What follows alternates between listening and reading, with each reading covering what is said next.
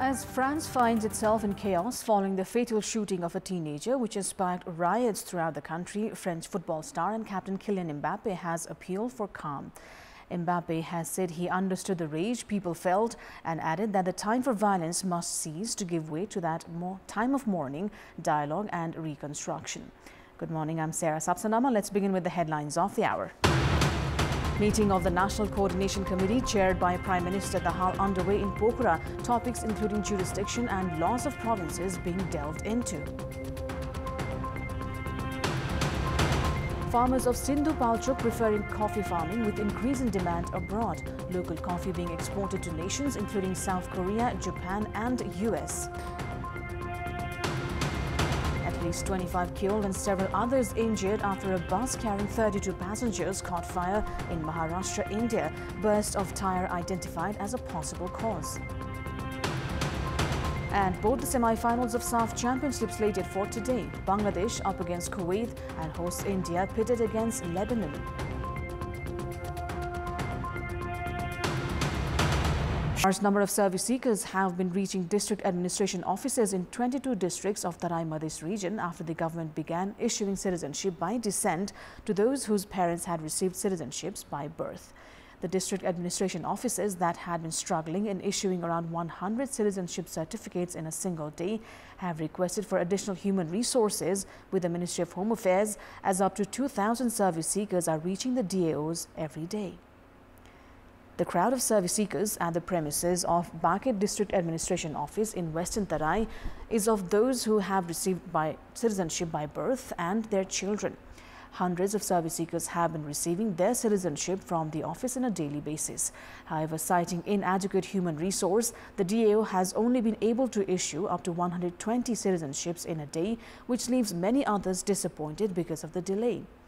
As the Ministry of Home Affairs is yet to correspond a clear working procedure to its entities, many service seekers have not been able to receive their citizenships.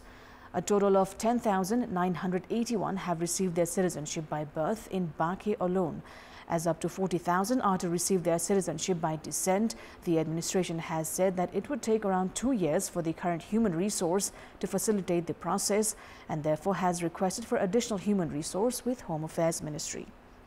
Districts of Eastern Tarai, including Morang, also share a similar plight. Service seekers have been compelled to queue since early morning and have shared grievances of not being able to take the token even after 10 hours of queue. With such huge crowds of service seekers, many district administration offices have begun online form and token processes. DAO Morang has arranged a separate office room for distribution of citizenship by descent. As the government has not been able to ensure adequate human resource proportionate to the number of service seekers, the latter have been compelled to bear the brunt.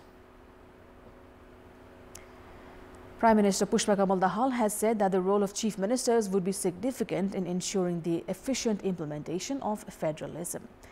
Chairing today's meeting of the National Coordination Committee in Pokhara, Prime Minister Dahal said that the chief ministers had to play an effective role in spreading a positive message to the public.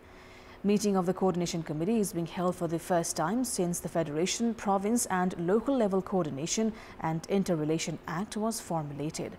The meeting is to further delve into topics including clarity on jurisdiction of the provinces and provincial laws. Prime Minister and CPN Maoist Centre Chair Pushpa Kamal Dahal has said that discussions were underway with former Maoist forces and concrete efforts would be made for unification. At an interaction with the central members and province officials of CPN Maoist Centre available in Pokhara held this morning, Prime Minister and Party Chair Dahal said that transformation of the country would be affected if Maoists weakened. He also identified the need for unification of former Maoist forces to deliver on their public trust and aspirations. It's time now for our segment Public Pulse, where you text us with your opinion. The question is, why have laws required for provinces not formulated despite 8 years of federalism? Your options are A. Centralized mindset, B. Jurisdiction confusion, and C. Dilly-dally trend. The voting is on. Type NEWS, select your option A, B or C and send it to 34001 to share your opinion with us. Coffee farmers in Sindhu Palchok have begun utilizing barren lands as the demand for coffee have gone up in export destinations like South Korea, USA and Japan. Sindhupalchok's organic coffee has enjoyed growing popularity in recent time. However, the exports had failed to meet the demands. Farmers in the region say the higher returns in coffee has motivated them to raise production capacity. In Sindhupalchok, farmers sell their coffee, popularly branded as for export as Sindhu coffee, worth up to 200,000 rupees annually. At present, 150 farmers have been growing coffee in a land area of around 124 hectares in the district, producing 30 to 60 tons of coffee each year. In our Public Voice segment, we've asked in several provinces about the problems faced during plantation. Let's take a look at what they had to say. खडेरी भयो अब पानी नै छैन खेत रोप्ने गाह्रो भइराछ 2-4 दिन बास बसेर नै पानी लिएर आउनु पर्या थियो आज रातभरि पानी आउनाले सजिलो भयो लामो समय खडेरी परेको हुनाले बिउ पनि राम्रो निस्केको छैन विकासे मलहरुको कमी भइरहेको छ फुलहरु है बाडी पहिरोले भत्काइदिया छ डिजलहरुको धेरै महँगो छ त्यसकारणले पानी पम्प सेटहरु पनि हामी त्यो लगाउन सकिरहेको छैन सुकेर अहिले बल्ल हरियो भएको मल हाल्न पाइएन समयमा मल जता त्यतै खोज्न गए नि अहिले कता कता जानु पर्छ खोजे मात्र पाउँदैन त्यही पनि नहरमा पानी आइरा छैन मल खादको सुविधा छैन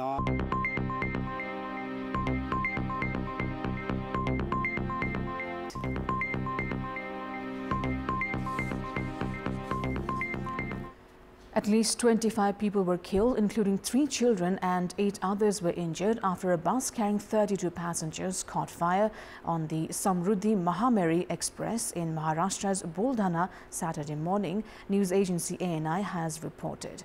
The incident happened around 2 a.m. in the morning. Deputy SP Babura Mahamuni said that the injured are being shifted to Buldhana Civil Hospital. Buldhana SP Sunil Kadasne told PTI that as per preliminary information, a bus tire burst and the vehicle hit a pole, collided with a divider and then caught fire. It has been learned that the ill-fated vehicle was on its way from Nagpur to Pune before meeting with the accident near Sindh Khedraza in Buldhana district. France has deployed massive security in major cities in a bid to avert more violence following 3 consecutive nights of rioting after a police officer shot dead a teenager at a traffic spot in a suburb of Paris. French Interior Minister Gérald Darmanin said he was deploying 45,000 police, asking local authorities to halt bus and tram traffic from 9 p.m. local time across the whole of France. The government has said all options would be considered to stop the unrest. In the major northern city of Lille, a small group of protesters were milling around on major roads where gendarmes and riot police have been deployed in large numbers. In front of the Opera House in the heart of Paris, police searched several people as security forces massed nearby. In Nanterre, site of the young man's shooting, long rows of police vans were already parked. Interior Minister Darmanin said last night had been far calmer than Thursday, despite there being at least 471 arrests.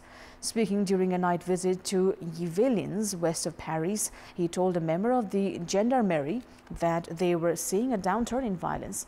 He said that the violence was of much less intensity and it was extremely calm in some departments. This comes amid widespread chaos being reported in cities across France, with the Interior Ministry putting the number of arrests at least 471. More than 900 people were arrested the previous night. Severe rainfall has wreaked havoc on various areas of Shaanxi, Tuzhia and Maiyao Autonomous Prefecture in central China's Hunan province, leading to widespread flooding of streets, residential buildings and agricultural facilities. Local authorities swiftly issued severe weather warnings and mobilized emergency rescue forces to address the situation. The urban area and surrounding townships of Baojing County in the prefecture were particularly affected by heavy downpours, with the county receiving nearly 280 millimeters of rainfall in 12 hours. As streets were turned into muddy rivers with gushing floodwaters, local weather bureau issued a red alert for torrential rain, the highest level at noon. The relentless rain caused extensive damage to crops, houses and shops, leaving many residents stranded. Local firefighters responded swiftly and rushed to the affected areas equipped with rubber boats. As a result, over 1,000 individuals from 12 townships of Baojing County were successfully relocated to safer locations. Gujiang County within the prefecture also experienced extreme weather conditions starting around 1 on Friday. By 11, the area had been drenched with an average of 120 millimeters of precipitation, with some areas receiving over 280 millimeters of rainfall, leading to severe waterlogging in urban streets and landslides near a road tunnel in the surrounding mountains. Efforts to restore the roads are underway, and emergency dredging has resulted in the partial recovery of the affected route. The local weather department has forecast that heavy rainfall will persist until Monday morning. U.S. President Joe Biden has announced new measures to provide student loan relief to Americans and condemned the U.S. Supreme Court for blocking a plan to cancel hundreds of billions of dollars in debt that was popular with his voters. On Friday, the court blocked Joe Biden's plan to cancel $430 billion in student loan debt, but the president has announced new steps to provide relief for student loan borrowers. Biden has said that his administration would pursue student loan relief through a different avenue, the Higher Education Act. The Education Department launched a regulatory rulemaking process that is likely to take months. Democrats want voters to see Biden fighting for student debt relief ahead of his re-election bid in 2024, hoping conservative rulings from the court on debt relief and affirmative action or race-conscious college admission considerations would galvanize them in the same way the court's ruling to strike down abortion rights did in 2022. Meanwhile, former U.S. President Donald Trump praised the Supreme Court's decision against race-conscious admissions programs and its ruling to block Joe Biden's plans to forgive student loan debt. Trump said student loan debt forgiveness would have been very unfair to those who had already paid their loans. During a rally in Philadelphia, Trump promised to eliminate all diversity, equity, and inclusion programs across the entire federal government. Welcome back. It's time now for the sports update. Sports news. We now have updates from the SAF Championship.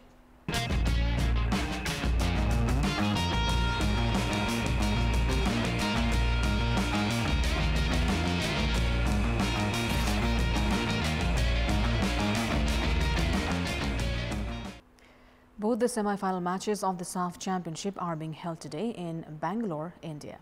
Bangladesh are up against title contenders Kuwait in the first semi-final, which is slated for a 3:15 p.m. kickoff Nepal time at Bangalore's Kantipur Stadium. Kuwait had qualified for the semi-final as Group A winners, as they have been undefeated in the tournament. Kuwait had notched up big wins against Nepal and Pakistan before playing a 1-1 draw against hosts India. Bangladesh, on the other side, are the Group B runners-up. Bangladesh secured impressive wins over the Maldives and Bhutan, despite losing to Group B table toppers Lebanon. Meanwhile, 8-time champions India will take on Lebanon in the second semi-final. The match is slated for 7:45 p.m. kickoff Nepal time at the same venue. 2 South Asian countries and 2 Middle East nations have made it to the semi-finals of SAF Championship. The 2 Middle East countries, Lebanon and Kuwait, are playing the SAF Championship for the first time. They were invited in the championship to give more edge to the tournament and make it more competitive. Lebanon are the only team in the tournament to have won all their Group 3 group matches. All the matches are being telecast live on Kantipur Cineplex and Kantipur TV's other online platforms. That is all for the moment. Thank you for watching. Bye for now.